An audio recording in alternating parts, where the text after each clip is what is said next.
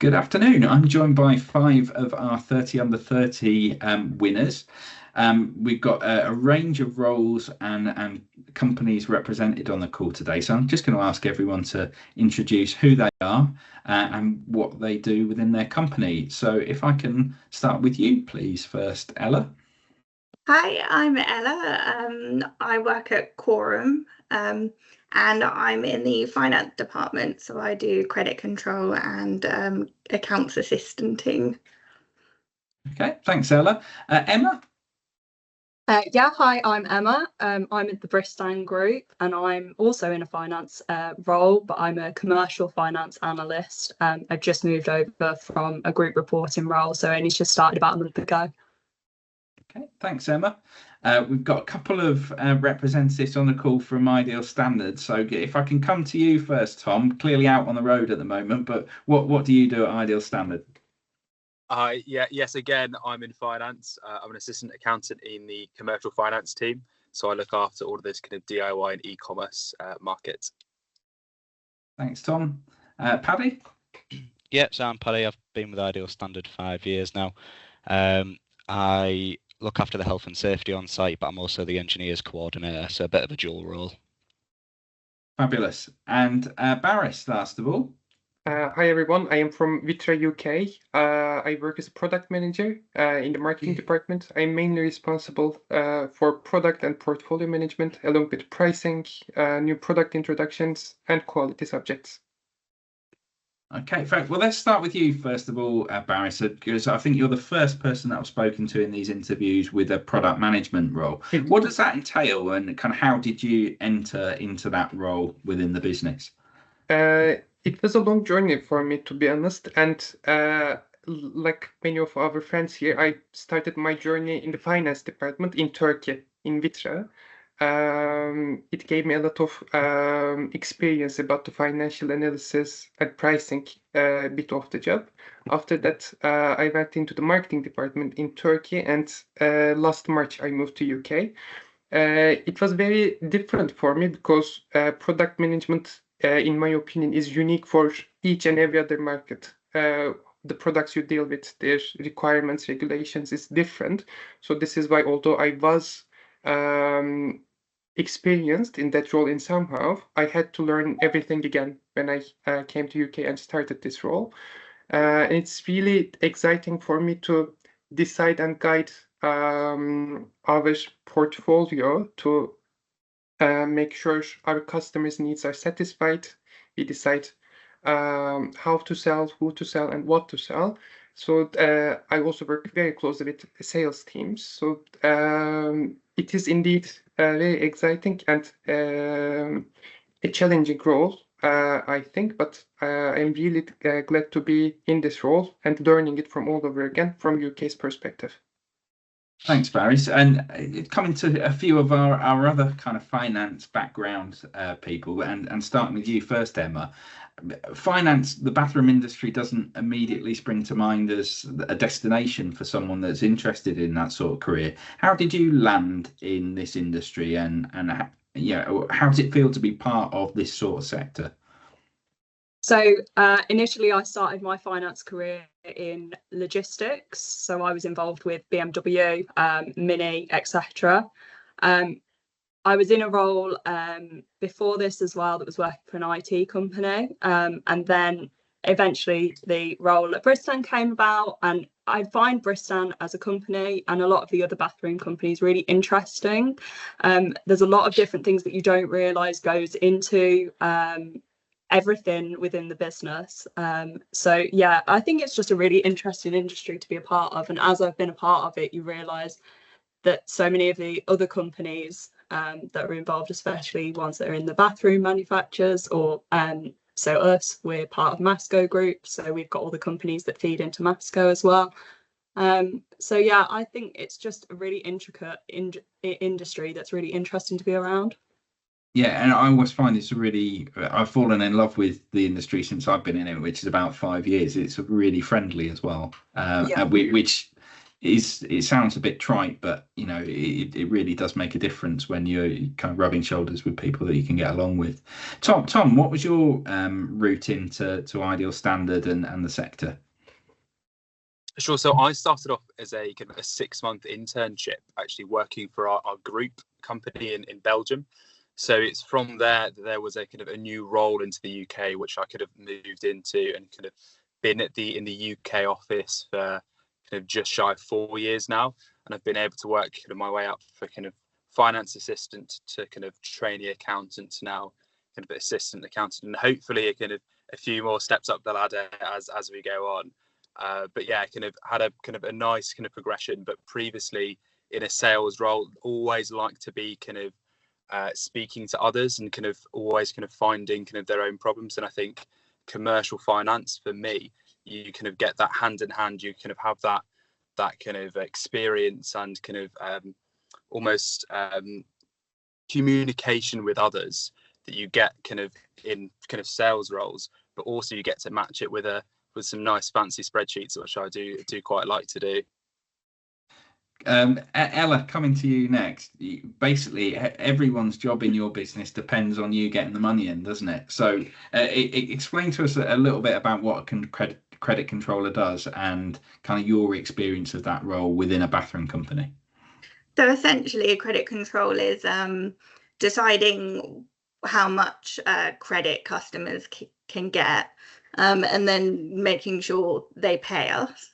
So then we say whether orders can be sent out or not to a customer based on whether they've paid us or not. So yeah, without us, you can't really sell anything. But yeah, I think I got here kind of by accident. I actually started at Coram as a temp, straight into finance because they were sort of revolutionizing the finance department. So I have no background in finance at all. But then I've been here 5 years and it's worked out really well. And yeah, just great company to work for. So I've stuck around. Thanks. So we've had product management, we've had 3 very different roles within the kind of finance discipline, and then something completely different again with you, Paddy, in health and safety and making sure everyone goes home safe. Tell us about that role and how you ended up doing it. Like most of the roles that I've had at Ideal Standard, I've sort of tripped into it. I started the company. That's not great for a health and safety officer, is it? I sort of tripped into it because I'm a bit like a dog with a bone. So as soon as I need to learn something, I'm on with it. So I started the company in our customer care team. So that's a bit of technical and warranty work. I then heard that the engineers coordinator was leaving. So I got eyeballed for his role, went for it and got that.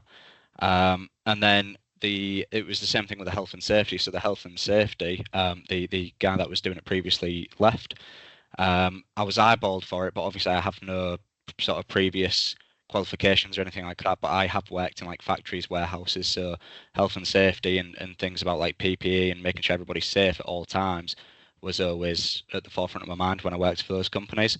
So I got the job and now I'm sort of working towards getting qualified and it's just good to have a good support system around me.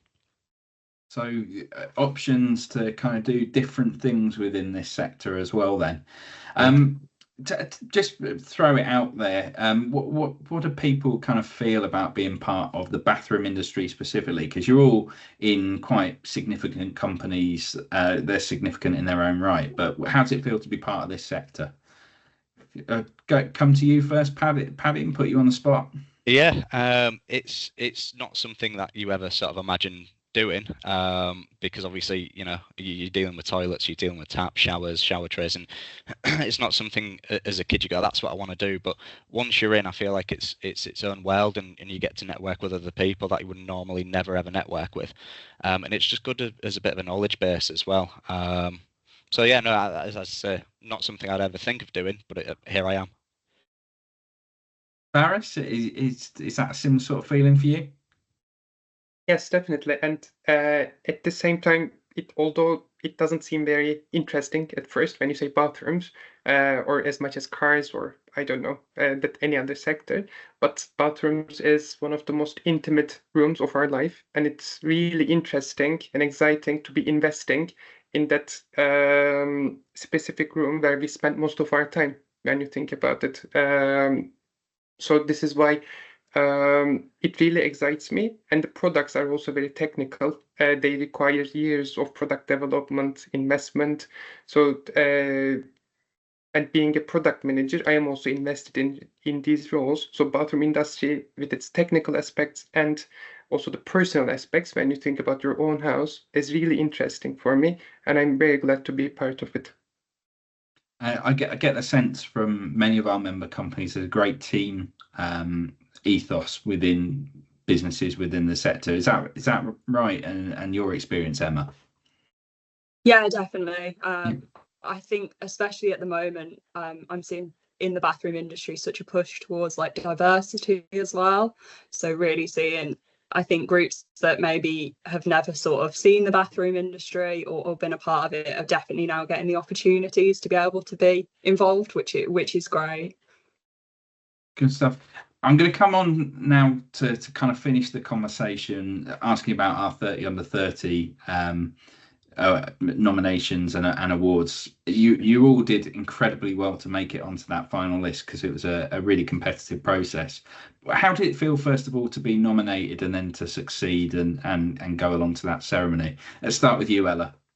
Oh, well, it was a massive surprise because obviously this was the first one. So it was really, really nice when my boss told me that I'd been nominated. I was like, I don't really care what the outcome is. It's just so nice to have been nominated. So then when they told me I'd won as well, it was just really exciting and really nice to know, like, to feel appreciated within the company. Tom, how did you feel? Well, I think everyone has probably kind of felt very ecstatic that they kind of got that nomination. But I think as well, just attending the actual award ceremony is certainly kind of my highlight. Seeing some of kind of, I know obviously Baris, we had kind of a few kind of nice conversations and kind of the kind of connections you make, and as well obviously follows on in LinkedIn and stuff like that. But being able to meet others at kind of the similar age, similar kind of stage in your career, and having those really, really good conversations and kind of seeing a lot of similarities as well. And kind of as we said in this call, we all come from slightly, obviously there's three of us in finance, but also kind of three kind of slightly different kind of probably ways of looking at it. So it's really nice to kind of have that connections to kind of together. Baris, you came along to the awards ceremony. In fact, I think all five of you on the call were at the award ceremony. What was that feeling like on the evening in Leeds? It was a great night, to be honest, and it was the first event of that size, which I got a chance to attend as well. And as Tom explained, I got to meet with so many people. I made so many connections, connected with people who are in the bathroom industry, does what I do, or with similar roles. So it was very exciting, and it was a very exciting night for me to get to know all those people, and hopefully I'll keep those connections on the way and build them forward. And it was a very surprise for me, the whole 30 under 30 awards, because I didn't know that I was nominated as well. So when I learned that I was actually one of the winners, it was a really good surprise for me. Emma, did you know that you were going to be nominated for this in advance, or how much of a surprise was it for you? Oh, I sort of got the heads up that maybe something was going to happen, but kind of didn't really hear anything. And then obviously, yeah, like the rest of them, I found out, oh yeah, you've won. So it's a really nice feeling. I think because I didn't hear anything for a while, I think I'd kind of gone, oh, it's probably just not happened or whatever. And then yeah, it was definitely a nice pick me up in the morning when I found out that I'd won. Fabulous. And it was, as I say, really competitive process, independently judged by a panel of judges that read through every single one of the applications and nominations that were received. Patrick, how did it feel to be kind of picked out by that group and said you're one of the top 30? It was a bit of a nerve-wracking experience, to be fair. At the time, my team leader and my manager were both off, which led to another team leader in the office to drag me upstairs. And Lydia, who was on the call this morning, who works in HR, her and her team leader were both in the room, and I also got dragged in that room. And if you're walking into a room full of HR and somebody else's team leader, because yours isn't here, you can imagine it was quite a nerve-wracking experience. But when they actually told us, obviously Tom walked in after that, and Tom's a goody two-shoes, so I knew I was safe. But it was a massive surprise. To be honest, I didn't even know it was happening. It was more of a surprise, an award. When I walked in and they told us, I think we all just turned around and looked at each other in a bit of shock. I had no idea, but it's such a nice feeling to know that you're valued in the company and what you do actually gets recognised. It's a really nice feeling. Well, congratulations to all of you. It's really well deserved, and look forward to seeing you at future events, and every best wish for the future in your careers in the bathroom industry. Thanks, Tom. Thanks. Thank you. Thank you.